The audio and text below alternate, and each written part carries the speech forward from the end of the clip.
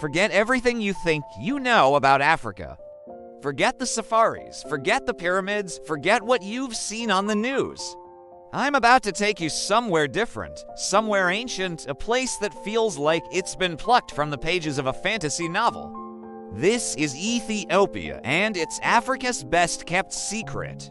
I'll be honest, when I first planned this trip, I didn't know what to expect.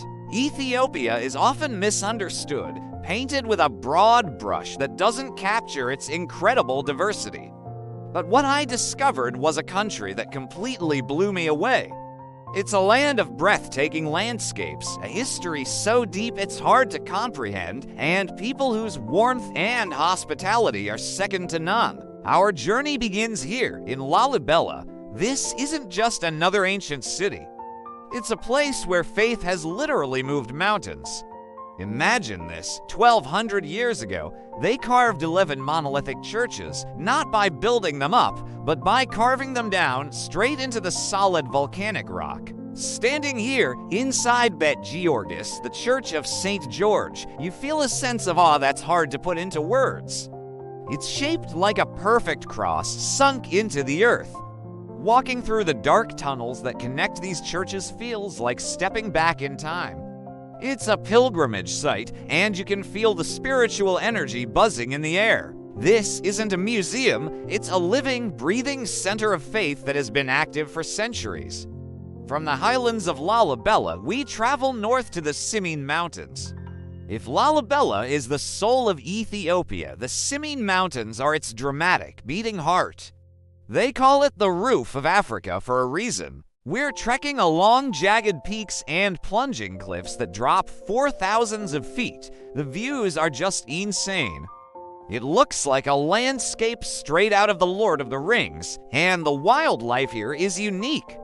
See those. Those are gelada monkeys, the bleeding heart baboons. They're only found here, in the Ethiopian highlands. There are hundreds of them, just casually grazing and grooming, completely unfazed by our presence. It feels like we've been invited into their private world.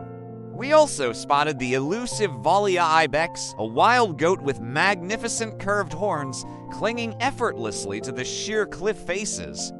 It's a raw, untamed wilderness that makes you feel incredibly small and alive at the same time. But Ethiopia's diversity doesn't stop with ancient history and stunning mountains. Now, we're heading to the complete opposite extreme, the Danakil Depression. This is one of the lowest, driest, and hottest places on Earth. It feels like landing on another planet. The ground is a kaleidoscope of neon yellow, orange, and green from the sulfur and salt deposits. Bubbling hot springs and geysers hiss all around us. It's an otherworldly, almost psychedelic landscape created by 3 tectonic plates pulling apart. It's harsh and unforgiving, but it's one of the most visually spectacular things I have ever seen. And get this, people actually live and work here. We watched the Afar people leading long camel caravans, carrying hand-cut blocks of salt, following the same ancient trade routes their ancestors did for centuries. It's a testament to human resilience in one of the most extreme environments imaginable.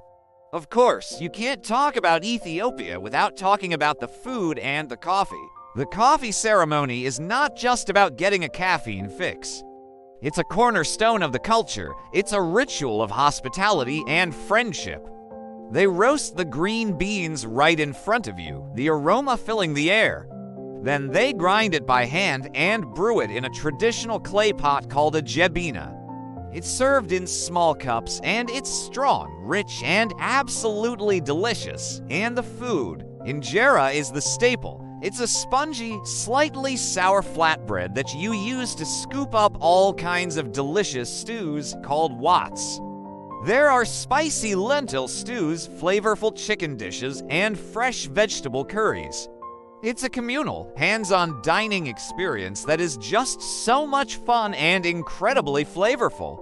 But beyond the incredible sights and tastes, what truly makes Ethiopia special are its people.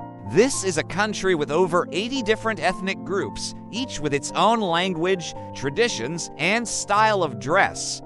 We traveled south to the Omo Valley, which is like a living anthropological museum. Here, we met tribes like the Hammer, known for their intricate hairstyles and body decoration, and the Morsi, famous for the women who wear large clay plates in their lower lips. It's easy to just see them as exotic, but when you spend time with them, you realize these are communities with rich social structures, deep-rooted beliefs, and a strong connection to their land.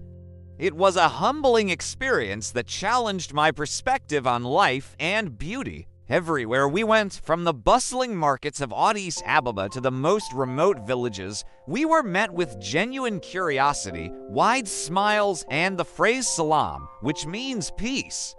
So, why is Ethiopia Africa's best-kept secret? Because it defies every single stereotype. It's not just one thing.